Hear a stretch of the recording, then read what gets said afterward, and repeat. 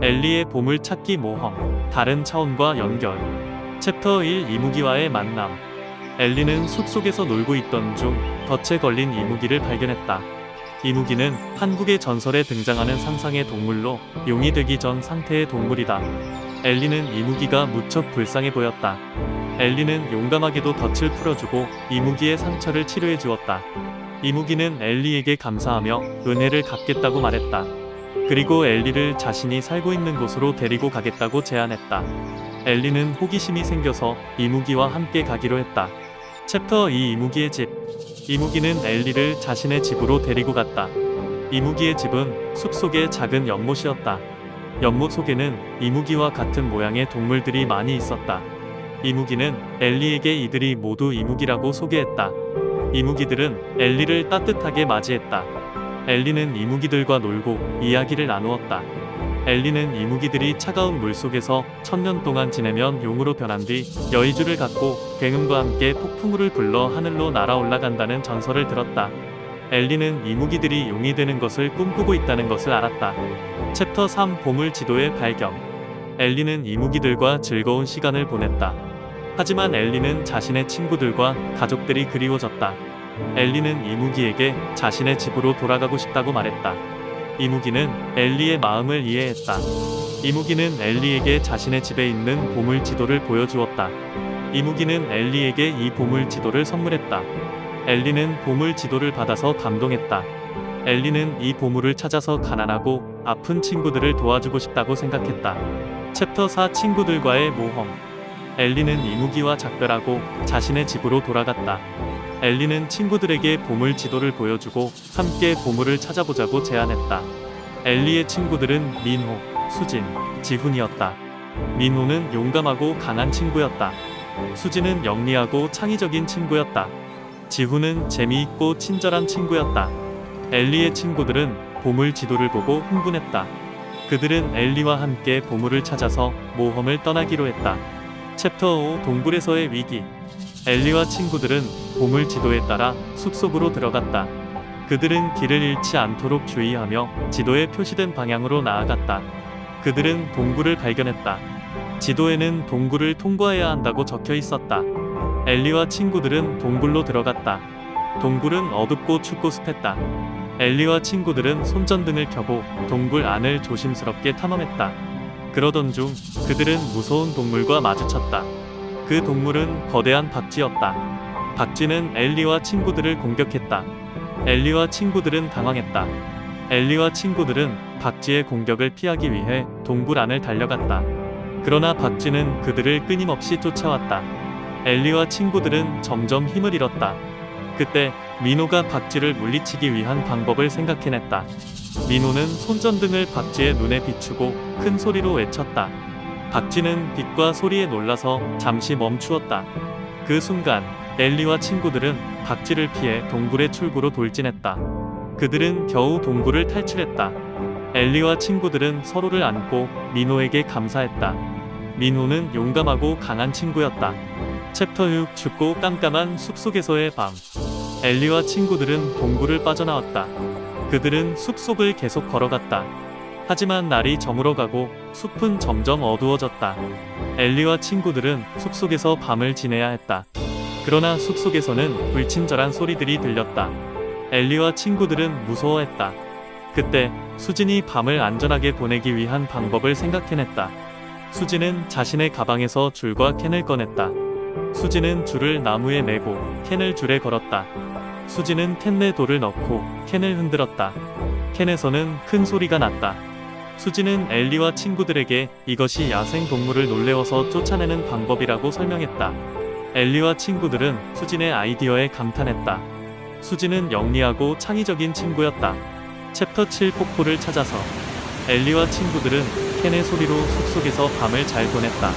아침이 되어 그들은 다시 보물을 찾기 위해 출발했다. 그들은 지도에 표시된 방향으로 계속 걸어갔다. 그러던 중 그들은 멀리서 물줄기가 떨어지는 소리를 들었다. 그들은 그 소리가 폭포의 소리라고 생각했다. 그들은 소리가 나는 쪽으로 달려갔다. 그들은 폭포를 발견했다. 지도에는 폭포 속 동굴에 보물이 있다고 적혀 있었다. 폭포는 아름답고 웅장했다. 그들은 폭포에 가까이 다가갔다. 그들은 폭포 속에 동굴이 있는지 찾았다. 그러나 폭포 속에 동굴이 없는 것 같았다. 그들은 실망했다. 그때 지훈이 폭포 속에 숨겨진 비밀을 발견했다. 지훈은 엘리와 친구들에게 이것이 폭포 속동굴로 들어가는 입구라고 말했다. 엘리와 친구들은 지훈의 발견에 놀랐다. 지훈은 재미있고 친절한 친구였다. 챕터 8 폭포 속 동굴로. 엘리와 친구들은 지훈이 발견한 폭포 속 동굴로 들어가기로 했다. 그들은 물에 젖지 않도록 비옷을 입고 물줄기를 통과했다. 그들은 폭포 속에 숨겨진 동굴을 발견했다. 동굴은 넓고 깊었다. 동굴 안에는 반짝이는 보석들이 많이 있었다. 엘리와 친구들은 보석들에 눈이 부셔졌다. 그들은 보석들을 챙겨야 하나 고민했다. 그러나 그들은 보석들이 진짜 보물이 아니라는 것을 깨달았다. 그들은 지도에 표시된 보물의 위치로 계속 나아갔다. 챕터 9 보물의 수수께끼. 엘리와 친구들은 동굴의 끝에 도착했다. 그곳에는 큰 문이 있었다. 문에는 수수께끼가 적혀 있었다. 수수께끼는 다음과 같았다. 나는 물이 되기도 하고 불이 되기도 한다. 나는 하늘을 날기도 하고 땅을 파기도 한다. 나는 모든 것을 만들 수 있고 모든 것을 부술 수 있다. 나는 무엇일까? 엘리와 친구들은 수수께끼를 풀어야 문이 열릴 것이라고 생각했다.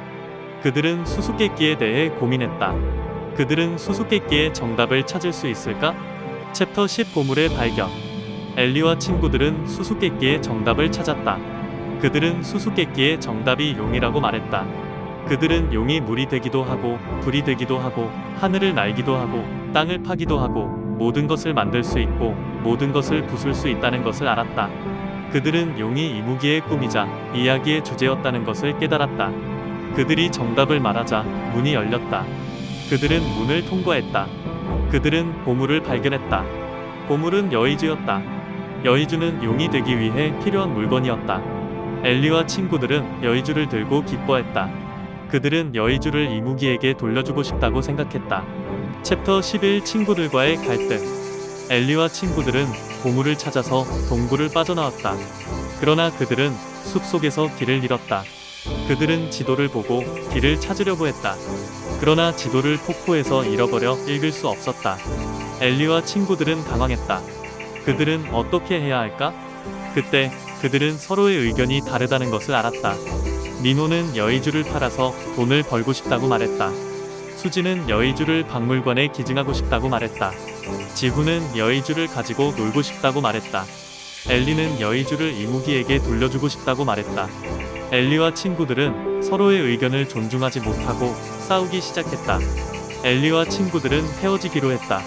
챕터 12 용이 등장. 엘리와 친구들은 서로 다른 방향으로 떠났다. 엘리는 혼자서 숲속을 걸어갔다. 엘리는 친구들과 싸운 것을 후회했다. 엘리는 친구들을 다시 만나고 싶다고 생각했다.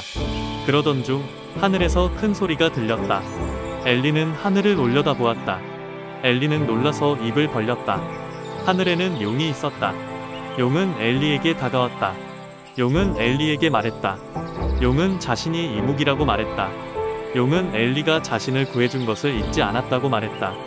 용은 엘리가 여의주를 찾아준 것을 알고 있었다고 말했다. 용은 엘리에게 여의주를 갖고 오라고 말했다. 엘리는 용에게 여의주를 건네주었다. 용은 엘리에게 감사하며 은혜를 갚겠다고 말했다. 용은 엘리를 자신의 등에 태우고 하늘로 날아갔다. 용은 엘리를 친구들에게 데려다 주었다. 엘리와 친구들은 용을 보고 놀랐다. 엘리와 친구들은 서로에게 사과하고 용에게 감사했다. 용은 엘리와 친구들에게 작별을 고하고 하늘로 사라졌다. 엘리와 친구들은 용의 모험을 잊지 못할 것이라고 말했다.